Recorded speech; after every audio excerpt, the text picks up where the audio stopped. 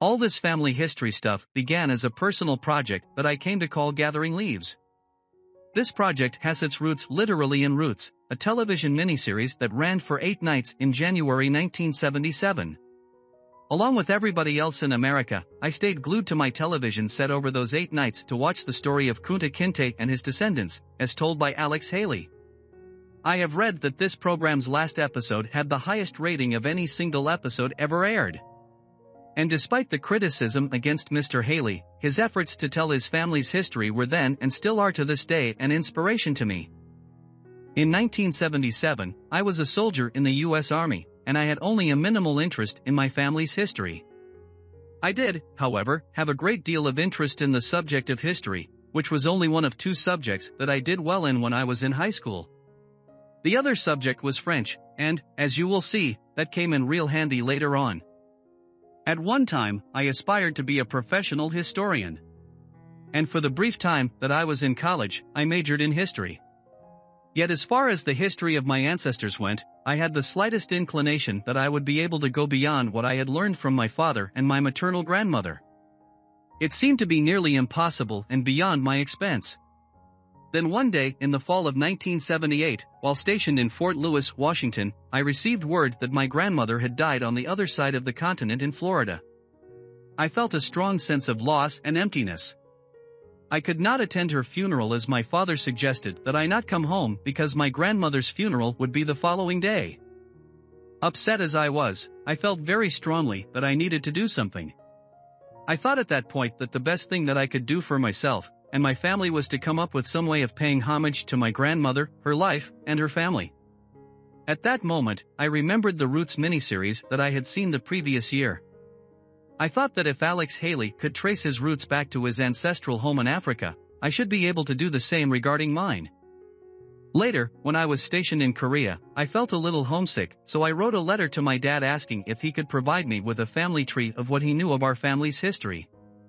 A while later, I got a letter back from him, and on 2 or 3 pages of notepaper, my father jotted down all he knew of his family. And to be frank, it wasn't all that much. I sensed that both he and I realized how little we knew about our family's past. Yet it didn't bother me. It gave me something to do. Suddenly I became a self-proclaimed family historian. On my mother's side, I had spent many hours quizzing my grandmother about her side of the family. My maternal grandmother, Dorothy Culrose, Dobbs, Corsi, and Askew, and I got along very well. She was the only daughter of an Irish mother and a German father. She was married 3 times, twice divorced, and once was widowed.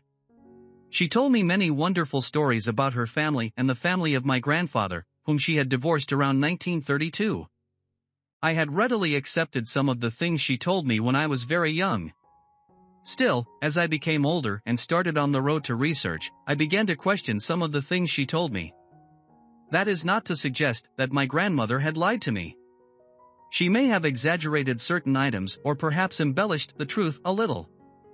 On the one hand, I may have misunderstood the stories she told me, adding my interpretation of what I heard. When I first started researching my family's history, virtually everything I knew was anecdotal. I had no records, neither primary nor secondary. Everything that I knew came from what either my father had told me of his parents' families or what my mother and maternal grandmother had told me concerning my grandmother's family and my mother's father's family. After 45 years, I have learned a considerable amount regarding my family's history. And for the past nearly 30 years, I have been sharing my journey, both on the web and in a book, both titled Gathering Leaves. These video presentations are a retelling of my journey, along with added material and corrections to mistakes made. The purpose of these video presentations is to present the results of my years of effort in regard to my family's history, and I hope to do this in a way that will be informative and entertaining to the reader. I plan to present 3 levels of history. There is the history of individuals and their families, individuals and families of whom the author is descendant. Intertwined with this family history is the inevitable public history of primarily America and Western Europe. Alongside this is a third history that tells of how the author worked with other researchers to collect and compile the narratives presented in these videos. I guess it would be nice of me to let everybody know that this is going to be one of those long stories, an epic of, as they sometimes say, biblical proportions. There are going to be a lot of names, dates, historical facts, and figures. So, I just want to warn you all up front because I know that sort of stuff bothers some folks. This story focuses on my mother's side of the family on 4 family surnames: my maternal grandmother's maiden name Colrose, the Bannon family of my mother's maternal grandmother, and the Dobbs and Prothero families of my maternal grandfather. On my father's side of the family, the focus of my research has been on 3 family surnames: my surname, DeBacker, the O'Malley family of my maternal grandmother, and the Gaume family of my father's paternal grandmother.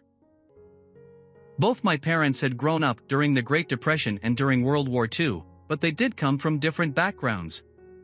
My father grew up in Nebraska, leading the life of Andy Hardy as the son of a small-town doctor.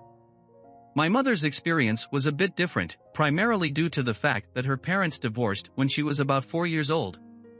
She grew up in Louisville, Kentucky, went to high school in Nashville, and spent summers with relatives down in Tampa. Both my parents' families were politically Democratic and religiously Roman Catholic. My paternal grandfather, that is, my father's father, was of Belgian and French descent. My father's mother was, to steal an Irish expression, as Irish as O'Hanlon's breech. In contrast, my maternal grandmother's family hailed from Ulster, Northern Ireland, on one side and southern Germany on the other. My maternal grandfather's ancestors on one side were of British stock, predominantly Welsh and Scotch/Irish, and were early, colonial, settlers in America. His mother's ancestors were of East Central German, Upper Saxony, descent. A few months back, I wrote a report titled, "If I Had Known Then What I Know Now." It is meant to be the report that I would have written in the 5th grade if I had known then what I know now. I grew up fascinated by American history while having no idea how my ancestors fit in with the history of this great nation. Today, after years of study and research, I do know who I am and from whence I came. So, had I known then what I know now, here is the report that I would have written in the 5th grade. Imagine, if you will, music playing, perhaps Ashokan Farewell from a Ken Burns series. One of my ancestors was a Puritan from England who settled in Salem, Massachusetts. The house he built there in 1650 stands to this day and is part of a park in that city. His name was John Pickering, 1615 to 1657. Another ancestor was a soldier in the Continental Army stationed at Valley Forge during the winter of 1777-78. His name was John McMullen, 1740 to 1817. I have 2 ancestors who were soldiers during the War of 1812. One soldier was in the South and served under Andrew Jackson during the Creek War of 1814. His name was David Dobbs, 1791 to 1871. The other was a soldier in Pennsylvania who had fought the British in one battle in Virginia. His name was Corbett Pickering, 1798 to 1878. One ancestor won land in a lottery in which Georgia gave away land that had belonged to the Cherokee Nation. While he rose to the rank of colonel in the Georgia State Militia, he enslaved people and worked them on a cotton plantation. His name was David Dobbs, 1791 to 1871. Another ancestor came over from France in the 1830s and traveled to Ohio via the newly opened Erie Canal. In Ohio, he and his family lived in a log cabin on a tidy little farm near Canton. His name was Jean-Baptiste François Xavier Geningam, 1807 to 1860.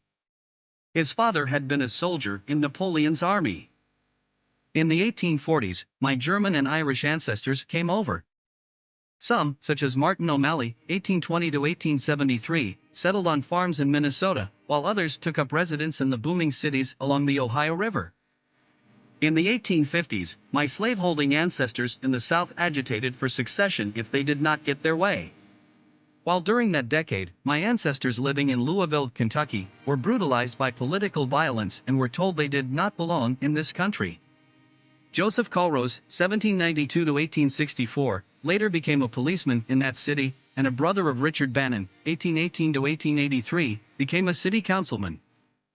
When the Civil War finally came, I had ancestors fighting on both sides.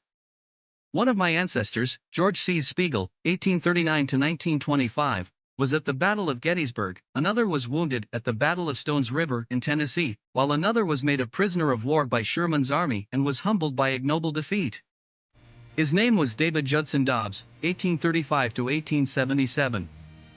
After the war, the one who was wounded in Tennessee left Ohio and went out west, settling briefly in Kansas before heading to Colorado to dabble in mining, and then went further west to California, where he spent time as a field hand. His name was Francis Frank Gomm, 1843 to 1917. He later died at the Old Soldiers' Home at Fort Leavenworth, Kansas. While down south, my ancestors in Georgia struggled to try and rebuild the culture and civilization they once knew. Their names were David Judson Dobbs, 1835 to 1877, and Martha Josephine Prothro, 1836 to 1928. Some of them left Georgia and went to Texas, finally settling in the boomtown of Dallas. Their names were George C. Spiegel, 1839 to 1925, and Sophia Precht, 1846 to 1885. In the 1870s, one who had witnessed the horrors of war as a child left the country and went to Central America, where he made a fortune in the jungles of Panama. His name was James Monroe Dobbs, 1859 to 1922. Finally, in the 1880s, the de Backers came over from Belgium and settled in Kansas, where Dr. August de Backer, 1863 to 1921, taught biology at a college that had once been a Catholic mission to the Potawatomi tribe of Native Americans. August married the daughter of Frank Gomm. Her name was Della Gomm, 1868 to 1923. Every person mentioned in that fake 5th grade report, with the exception of the last two, were people I had never heard of and only began to learn their stories when I was in my late 40s. So now that you know where many of the bodies are buried, the plot becomes the story of how I solved each of these mysteries and others that we shall learn about in subsequent episodes. If you enjoyed this episode, be sure to hit the like button down below, and don't forget to subscribe to the Gathering More Leaves channel.